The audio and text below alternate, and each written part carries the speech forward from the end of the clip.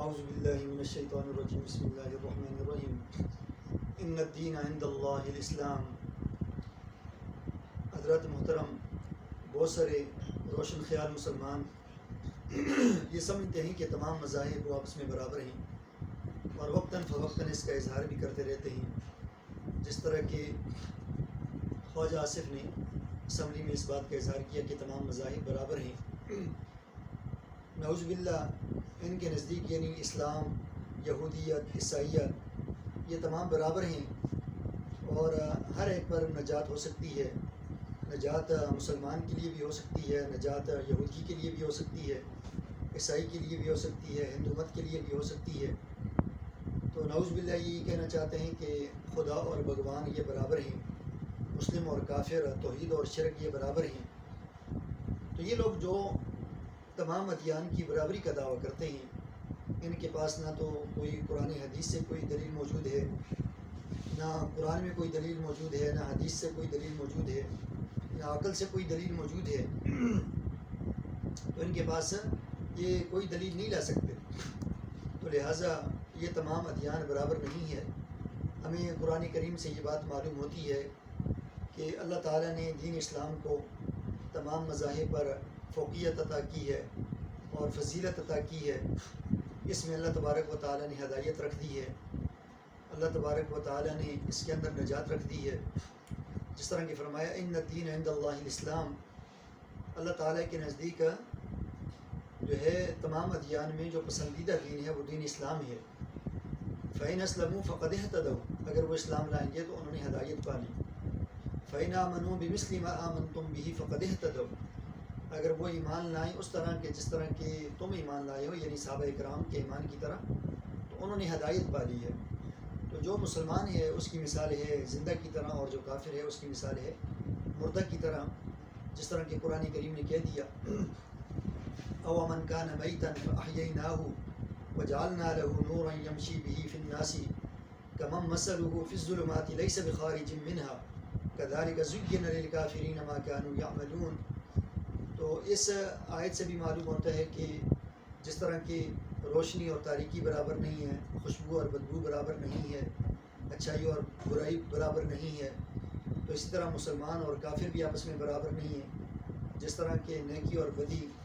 آپس میں برابر نہیں ہے، فساد اور اصلاح برابر نہیں ہے، تو اس طرح اسلام اور تمام ادیان یہ آپس میں برابر نہیں ہے۔ معراج کے موقع پر بھی آپ علیہ الصلوۃ والسلام کو ایک بلانے والے نے بلایا، آپ نے کوئی توجہ نہ کی، آگے بڑھ گئے۔ پھر آگے کسی اور نے بلایا، آپ نے توجہ نہ کی، پھر آپ آگے بڑھ گئے۔ تو بعد میں جبرائیل امین نے کہا کہ وہ جو پہلا بلانے والا بلا رہا تھا وہ یہودیت کی طرف بلا رہا تھا،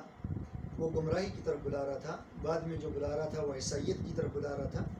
وہ بھی گمراہی کی طرف بلا رہا تھا۔ تو آپ نے اچھا کیا کہ یہ توجہ نہیں کی۔ پھر دیکھیے کہ آپ علیہ الصلوۃ والسلام کی جو ہے رسالت، نبوت اور رسالت یہ عالمگیر بھی ہے اور ہماگیر بھی ہے۔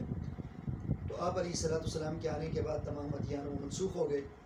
ان کی کتابوں کی تعلیمات وہ منسوخ ہو گئی۔ تو باقی ادیان کو آپ علیہ الصلوۃ والسلام کے دین کے ساتھ اتنی بھی نسبت نہیں ہے، جس طرح کہ جتنی کہ خواب کو افلاک کے ساتھ ہوتی ہے، یا جتنی کہ ایک موم بتی کو جو ہے وہ چراغ کے ساتھ ہوتی ہے۔ تو اگر تمام ادیان برابر ہوتے تو پھر جنت اور دوزخ کا اللہ تبارک و تعالیٰ نے قرآن کریم میں کیوں ذکر کیا؟ اگر تمام لوگوں نے، اگر یہودیوں نے بھی، عیسائیوں نے بھی، کافروں نے بھی، سب نے بھی جنت میں جانا تھا، تو پھر اللہ تعالیٰ نے عذاب کا اعلان کیوں کیا؟ تو وہ دین کے جس کے اندر توحید کا ایک واضح تصور ہے، معاشرت کا ایک واضح تصور ہے، اسی طرح جو ہے وہ معیشت کا ایک واضح تصور ہے، وہ تمام ادیان کے ساتھ کیسے برابر ہو سکتے ہیں؟ اور وہ دین کے جس کو اللہ تبارک و تعالیٰ نے نازل کیا، وہ دین اور انسانوں کے بنائے ہوئے دین، انسانوں کے گڑے ہوئے دین، کتابیں، یہ ادیان آپس کے اندر یہ چیزیں کیسے برابر ہو سکتی ہیں؟ جو لوگ برابری کا دعویٰ کرتے ہیں وہ وصیت کر جائیں کہ ہمارے مرنے کے بعد جو ہے ہمارے لیے قرآن خوانی بھی کی جائے، ہمارے لیے وہ کبھی آ کر کوئی پنڈت وہ یجر وید کی تعلیمات اور اس کی تلاوت کرے، کوئی جو ہے یہودی آ کر تورات کی تلاوت کرے، کوئی عیسائی آ کر انجیل کی تلاوت کرے، کیونکہ ان کے نزدیک تو تمام ادیان یہ برابر ہیں۔ تو لہذا جو اسلام ہے، اسلام کو وہی لوگ سمجھ سکتے ہیں کہ جن کے دماغوں کے اندر بت خانہ نہ ہو، جن کی نگاہ غلامانہ نہ ہو، اور جو عہدے اور منصب کے پرستار نہ ہوں، جو عہدے اور منصب کی حصول کے لیے اپنے آقاؤں کی طرف، یہودیوں کی طرف، غیر مسلموں کی طرف نہ دیکھیں، ان سے امیدیں نہ لگائے رکھیں۔ علامہ اقبال نے بڑی خوبصورت بات کہی ہے، فرمایا کہ بیان میں نقطۂ توحید آ تو سکتا ہے، بیان میں نقطۂ توحید آ تو سکتا ہے، تیرے دماغ میں بت خانہ ہو تو کیا کہیے،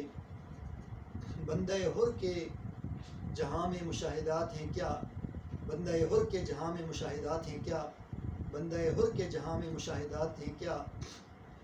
تیری نگاہ غلامانہ ہو تو کیا کہیے، مقام فقر ہے کتنا بلند شاہی سے، مقام فقر ہے کتنا بلند شاہی سے، روش کسی کی گدایانہ ہو تو کیا کہیے۔ لہٰذا